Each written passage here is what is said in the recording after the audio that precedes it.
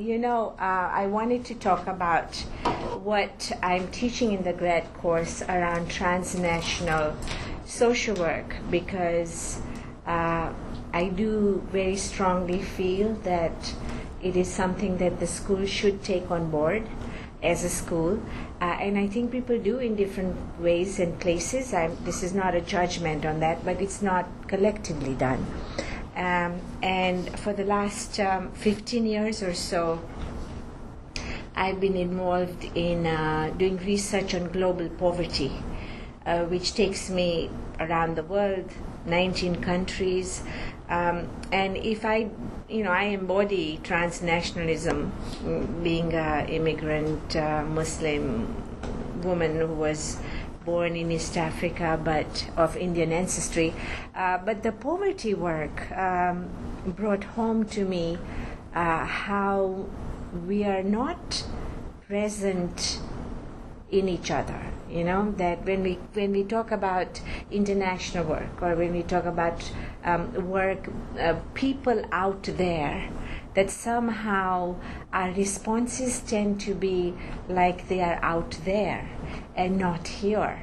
And so I wanted to make them here because they are, and I wanted us to be there because we are. So that sort of sense of there has to be a more complicated and complex reaction to global poverty or the environmental crisis or the raping of women in Delhi than just either guilt or sadness, I mean, there has to be more than just that.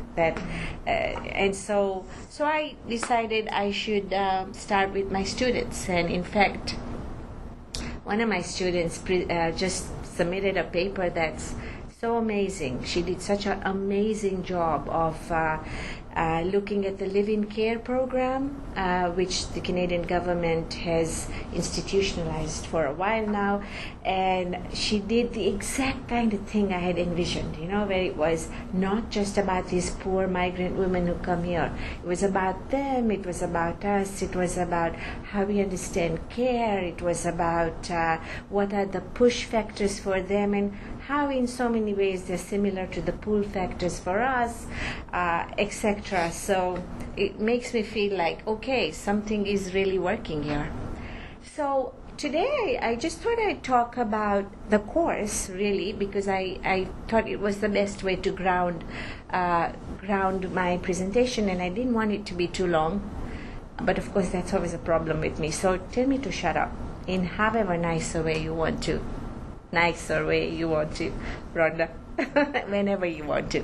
But I thought I'd talk about what is transnational feminist analysis of globalization or of transnationalism, because that's what grounds the course, but it grounds my vision of what I mean by transnational social work. And the entry point for transnational feminist analysis or for transnational social work is, of course, that it is a chronic area of social injustice and it is growing. Insofar as racism, colonization, classism is growing, then obviously this becomes an urgent emblem of the kind of injustices that have become more grosser even in the few decades since I started my work on poverty. So globalization has 100 definitions. Globalization is what anyone thinks globalization is. And so my take is on the transnational feminist analysis of it. It's just one definition of thousands of what is globalization, and I make sure my students understand what the transnational feminists are saying. And they're saying that globalization is a really complex phenomena. It's not just one thing, yet there is it is not one thing, but there are patterns. and there clearly is a north-south divide as a pattern. There is clearly globalization impacts people differently, and there's a clear gendered, post-colonial, indigenous, kind of racialized thing that happens. So while I want to say it's complex, I also want to say in the specific, there are certain people who get impacted by this. But they don't just get impacted because they happen to live in the global south. Racialized women, indigenous and otherwise, are more impacted by globalization right here. It doesn't have to be there. We are present in each other in that sense. So I talk about it being complex, but I also talk about the tension point that yet it is not the same for everyone. It is political. And then I really go into the course talking about how multiple the effects of globalization are. And they are so multiple, and they are so diverse, and they are so complex that you can take any one thing and apply it to a Canadian person here, and you're just uncovering the layers upon layers that globalization happens to impact on that one person. So I will try and talk about what that means, but in simplistic terms, transnational feminist analysis zones into wherever there is uneven accumulation of power, of resources, of privilege, whatever. That's where you zone in. So how does globalization work in relation to uneven accumulation? Okay. What I really, really love about transnational feminist analysis is that they... Hello. Sorry, Jody. Yeah. Hi. Good to see you, Jody. Good to see you. Is that what I really love about transnational feminist analysis is they have a theorization, a very kind of rigorous theory about how they are not going to fall into the trap of is oppression about discourse, positionality, or is it about material oppression? They don't do that. They actually theorize about how it's both. And I haven't heard of a coherent kind of set of theories around it as I have from transnational feminist analysis. Now, transnational feminist analysis are the whole spectrum of largely women, cisgendered women, who are more often than not women of color who are either working in the West or have been deeply impacted by Western ways of knowing, but are situated and located in the global South. So either they were born there or have ties that are very intimately close to that.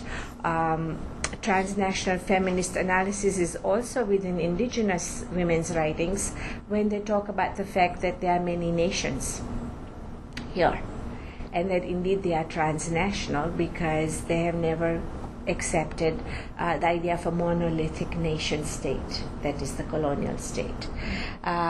So those are the kind of feminists that I'm talking about. So I'm talking about Spivak, Kukkonen, who is an indigenous woman writing out of the States, Mohanty, Alison Jagger, who is a philosopher, just incredible work on poverty and transnationalism, and on and on. And my course outline has a full list of references.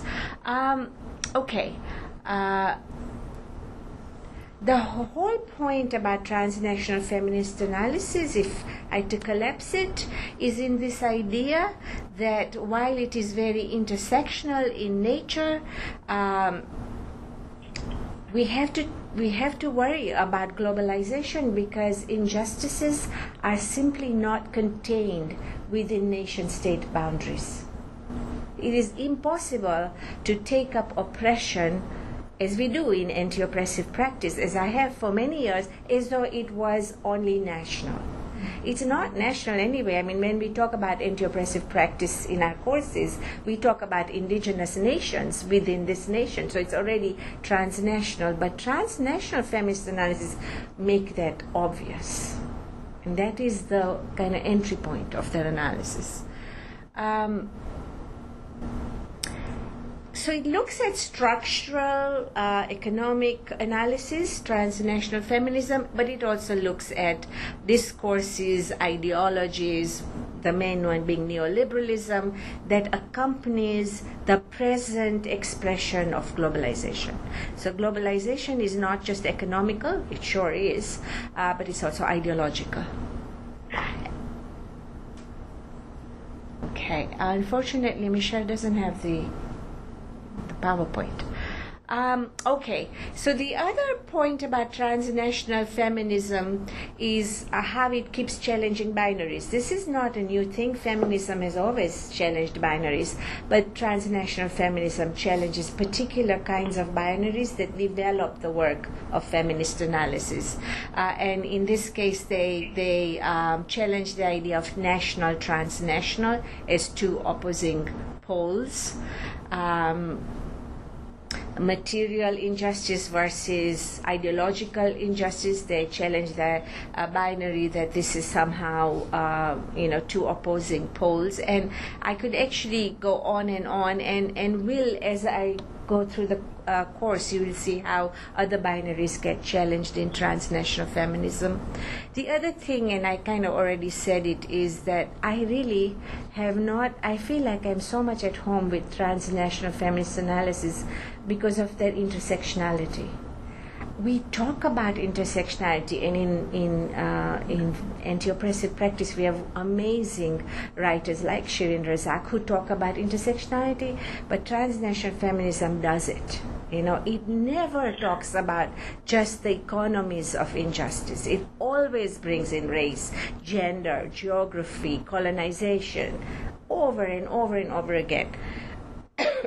So I think that's particularly a particular contribution of transnational feminist analysis, and my students begin to take on that more nuanced sense of intersectionality. Also the fact that, like feminism everywhere, it challenges knowledge as a site of injustice. And it does it so Mohanty's article, which I had given you, starts there by saying that not knowing how we are globalized, not knowing how we are transnational, is an epistemic injustice. So we have to know differently before we, do anything else. And the other thing they contribute to is this idea that we are all complicit, always already complicit, which is a really tough place, because I find that students who are privileged and live in the global north immediately go to a place, and we find that in all our work, I would think, I'm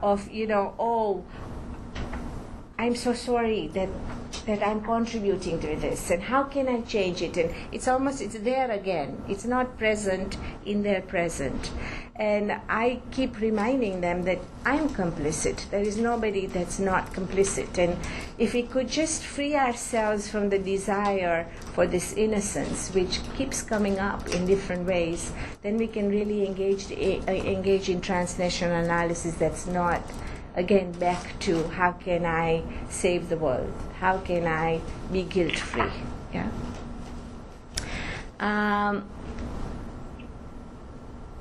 So what we do a lot in this course is we take their own experiences, even the ones who go to a simplistic place of I am privileged, take their experiences and look at how globalization both privileges them and marginalizes them, as it does me, as it does everybody in the room. And one of the ways we do this, and this is often a really big turning point for them, is, so the raping of women in Delhi has become a big feminist issue, right? Like even I am outraged at this and upset and etc. And we think of it as a problem that they have out there. And the idea is to make that present here. And of course, rape is a big fear and risk for women here, especially in university culture, which is becoming more and more, sexually violent. But that's not the only way in which I try to get them to see how we are talking about one thing, but it has different faces depending on the specifics of geography. The other thing is that we have a culture of raping the earth. And we have multinationals who do that all the time, and they watch a video on fracking in the Cree community that's at the moment in Alberta, so involved in resisting this fracking, and they are saying this is Mother Earth and it's being raped by fracking. And Vandana Shiva, in her beautiful interview, makes the connection of how the presence of multinationals in India who are there to rape the land there have marginalized, pushed out peasant farmers who are now dislocated and have moved to centers like Delhi, no jobs, nothing whatsoever, and how that is connected to the fact that part of the multinational corporation includes the ideology, things like Bollywood, which more and more see women as well as commodities, and how that all of that is linked to the rape of the Indian woman. So she brings the Indian nation state as culpable for the rape. She brings the Canadian nation state as culpable for the rape.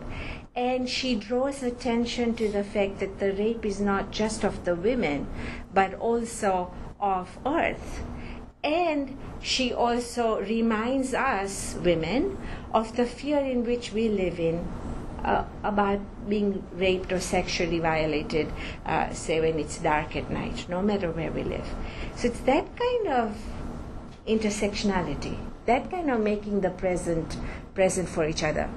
Another example that really, it's I think very tough on many women in the class is there was a movement, I don't know if it's still alive, Women for Women in Afghanistan. So during the Taliban time, and I think I'm talking about the late 90s, the Taliban were basically violating the Afghani women. They lived in Afghanistan, they were violating the women, they were asking them to be in parda, and the women were resisting. There was one woman, I think her name was Nadia, she took a camera inside her burqa, which is the niqab, the whole thing that closes over like a shroud over a woman in Afghanistan, and she was resisting, and they were hanging her, and she had this camera, and so the whole process of her being hanged went viral, and it created, like it always does, it created a major sense of outrage, and it should, and white feminist women in the global north formed this movement saying we are in solidarity with you because we are women for women in Afghanistan. But the problem was that this happened at the same time as Bush was beginning to instigate the war against in Iraq against this mass weapons, right? And so it was moving into Iraq and Afghanistan, and it was using the discourse of saving Muslim women.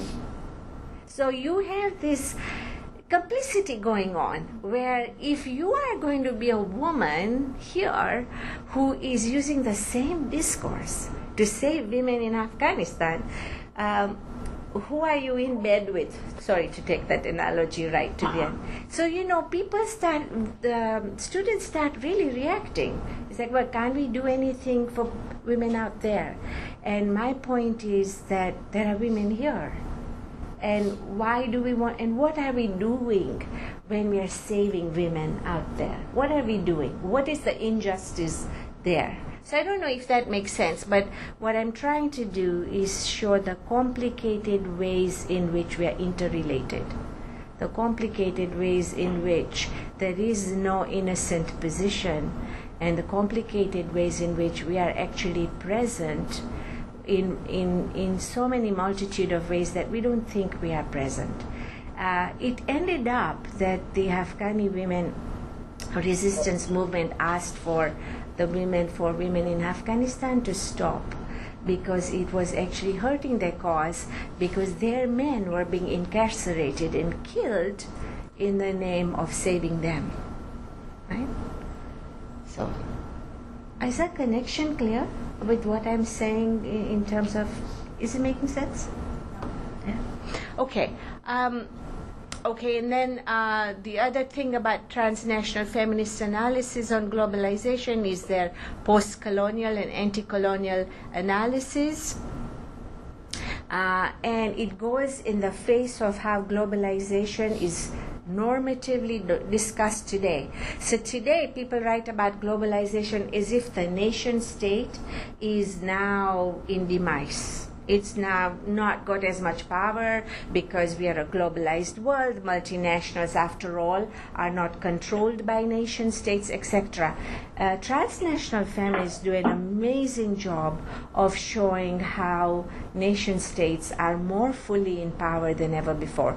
And their power, the power of the nation state, comes from the fact that they have shifted their role. They've changed their ideology from protecting their citizens from the market to protecting the market from its citizens. And that shift in ideology is really well theorized in transnational feminist analysis.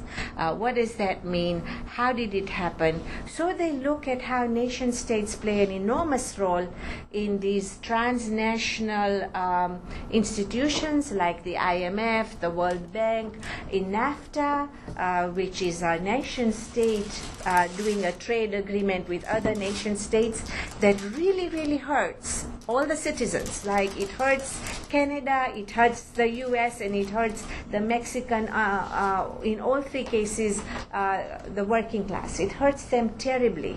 And yet it is the nation state that is making that agreement, right, with the other nation states. So our nation states' powers are not fading. The other part of the post-colonial analysis that transnational feminists make is that they really, really challenge the idea that nation states are a given. And many of my students do think that Canada is a given, or I don't know, Britain is a given. It's natural. It's natural for us to live in a world that is organized around nation states. There's nothing natural about it. I mean, the reason we are organized around nation states is from the 15th century onwards, when we had worldwide colonization, largely from the global north, but not always. Like in the 12th to 15th century, the Islamic Empire was huge. It was right to the doorstep of Europe, and it was the Crusades that stopped them. So before colonization, people did not live in nation states. They lived in community, in neighborhoods, in little what we now call kingdoms, in villages, but not in nation states as we know them since the 15th century. So one of their big contributions is to say that we have to stop thinking of nation states as a given. Now, indigenous writers come in very handy here because, of course, they do not see the Canadian state as a given, or the American, or the Australian, and indeed indigenous Indian women don't see India as a given because they are indigenous, and their first affiliation is not to the Indian nation state, which regularly colonizes them to this day. So indigeneity anywhere around the world has to fight the idea of nation states as a given. So we use a lot of that there to make people see it's not a given. And why it's so important for us is because as social workers, we are the arm of the welfare state. So we assume it as given. We assume it, if we have critical work done in our classes, then we know it to be violent and colonial. But we never think of it, or we rarely think of it as, why does it even have to be? Why do we have to organize ourselves like this in the first place? And so my attempt here is to show them a nation state. So the state is that particular space we call that they are bound together by rules and regulations that make them a state. But what makes them a nation is ideology, right? The idea of nationalism and patriotism and, we are one people. That's the nation part of nation state. So I kind of show them how you need ideology to believe in this state.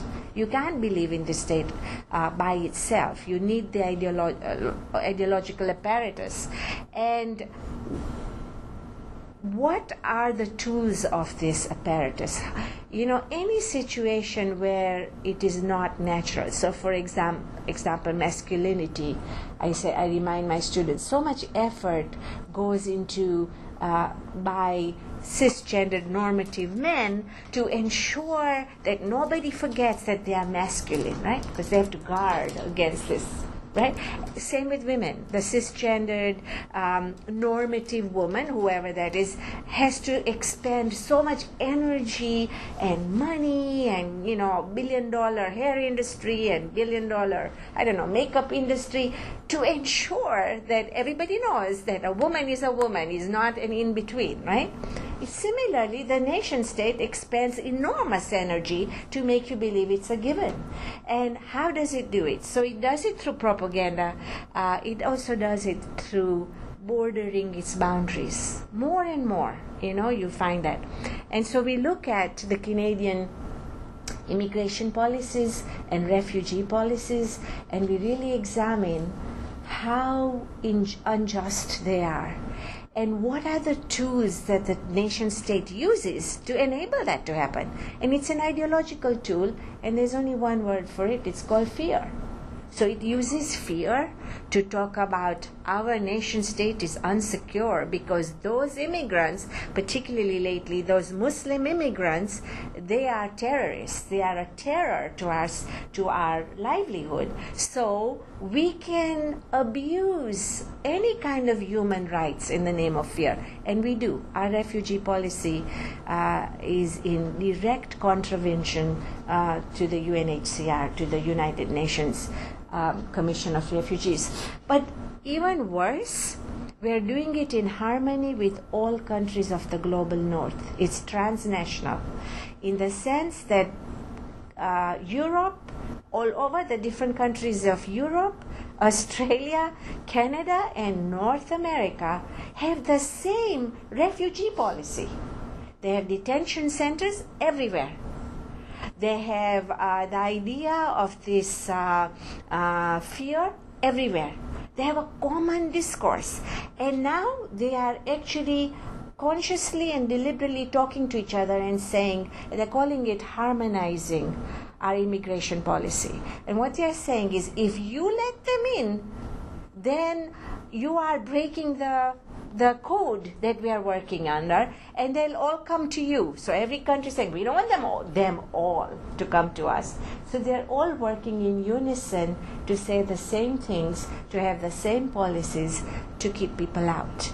And so that's a huge way by which a nation state expends its ideological and material resources to give the impression that it is a given, we all depend on it to be alive, and it is under threat. It is continually under threat. Anyway, I'm saying too much, I think. I think it's too much. Okay, I go faster. Ethics of care. So that's another transnational feminist analysis, ethics of care. Of course, the feminists always had feminist ethics of care, and I find it very interesting and I like it. But transnational feminist ethics actually developed further the idea of feminist ethics of care in particular ways. One is geography of care. They look at the geography of care. I think that's fascinating. So, for example, they say there are some bodies who are ungrievable. Right? So the body of millions, 20 million Syrian refugees are less grievable than the bodies of people living here who may be in want, for example. So who are the bodies that become less grievable? And usually they are the bodies that are geographically distant from us. The spatial distance somehow rationalizes lack of care. So I really like their analysis of geography of care, and this is where another binary gets challenged by them, and that is that amazing binary that care is always about intimate space. It's always familial. Even look at our, and I say to students, look at our social work system. It replicates the family. Children who's had family background go to foster families or adopted families. If that doesn't work out, they go to a group home. It has to be a home. So this replication of the idea that care is conditional on familial space, private space, and that private space then becomes national space. The state should take care of its citizens, and that anything outside the nation state we shouldn't care about, because it's further and further away from intimacy. So that is just, I think it's a beautiful analysis what they do. And of course it is there where they not just say that that intimate space is really not intimate. Because it's not. There's no such thing as private space. The private space of the family is a public institution. The family is a public institution. It's not private. It's heavily state governed, as indigenous people all over will tell you how much it's not private. However, it does more than that. It actually talks about how public space, which is like the state, has begun to privatize care. Right? So it is producing policies that are saying, you know what, we will no longer take care of the elderly or the aged or the young or etc., because really it's a private space and you should take that responsibility back again. So is it public, is it private? It really makes it murky, right? And with homelessness is a beautiful illustration of geography of care, because they are taking public space for private use, and that binary is not allowed, right? They're criminalized for it. So I love this kind of analysis around spatial analysis that they do. Okay. The other one, so sorry, they have so many ideas that I can't stop. The other one is the idea of space as scale. There's a hierarchy of space. So think of the Russian doll, the small doll that's put into the bigger doll, and then the bigger doll, and that's how space is understood in normative discourse. So you see it in our social policies. There are the local policies, then the municipal policies, then the national policies, and then the international covenants. And somehow it's hierarchical. So the international encompasses and collapses, swallows up the local, but the local does not swallow the international. It's linear. So the local feels like it can't have impact on the international, but the international can have impact on the local. And what the transnational feminist analysis does is actually challenge that and says that what you eat is local and international at the same time, right? It's global and local. What you wear is global and local. Who you are is global and local. So it takes away the scalarity or the idea of a scale of space, and it's really beautiful. Like, so for example, it says things like so many social issues undercut scale. So for example, starvation, poverty, but even more specific, not having enough food to eat, is an issue that's across the globe, across the scales. It's local, it's national, it's international. There are percentage of population everywhere that just don't have enough food to eat. And it's not about scales. It's not like somehow it increases at an international level. It just doesn't make sense to talk like that, right?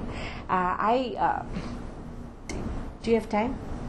I did my very quickly. I did my research with sexually exploited kids who prostitute on the street, and they gave me a beautiful analysis of this kind of undercutting of space. Actually, it's too long. I won't go into it. Okay. So for example, so they talked about the notion of love. You know, they told me the story of how they got into the sex trade. But when I was analyzing the story, I thought, look at the way love undercuts space. So they talked about the violence that they experienced in the home and the lack of love in the home. And then they talked about the violence they experienced on the streets. And then they said, like 3 or 4 different ones said to me, I feel safer on the street than I do at home, because I've experienced so much violence, which is not unusual, right? This is something a lot of people say to us. And when you read social policies, they assume that there is a scale to love. That, of course, at home there's love. And of course, on the streets there isn't. Because it's the streets, it's public. There can't be love in the public space. You see, so if you are experiencing safety or friendship or sexual interaction or eroticism on the street, it is just not possible. It's criminalized.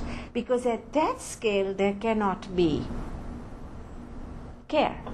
Care is intimate.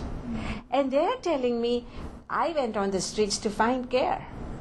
And yes, there was violence, but at least there was more control to the degree to which I was getting that violence. So that was the story. And then we get into social work practice, and we just take all the stuff I've just talked about, all the concepts, and we say, how does it apply to social work? And how is it that we also assume that we only care on the condition of proximity? We take children away from their parents because really the parents, it's a natural thing that parents give the most amount of love to kids, and so now we have to find another place where we can replicate good parents, etc.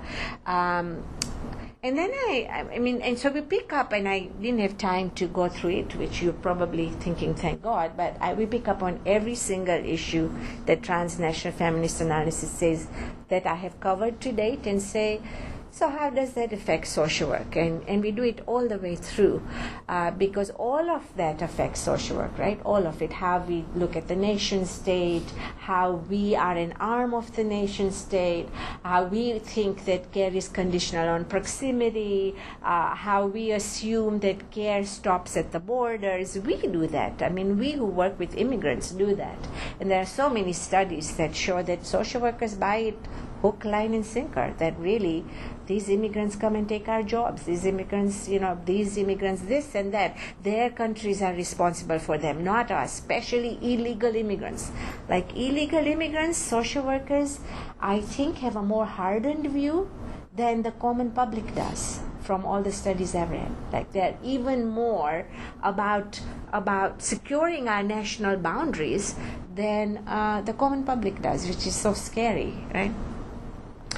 But what I really talk about in the last 2 weeks of the course is how there's a lot of stuff on what we call the normative thing, international social work. It is the trend. We have money. Globalization has meant that governments give lots of money for kids to travel, students to travel and go do their practicum in India or Africa or whatever. I mean, it's such a big, trendy thing to do right now. It's part of that propaganda thing. Also, the government clearly feels that it's called flexible citizenship. You go out, you learn how to live in India, then it'll make you more successful here because you will have connections, but also you know how to deal with multiculturalism, all these simplistic things, right? So it's a very trendy thing.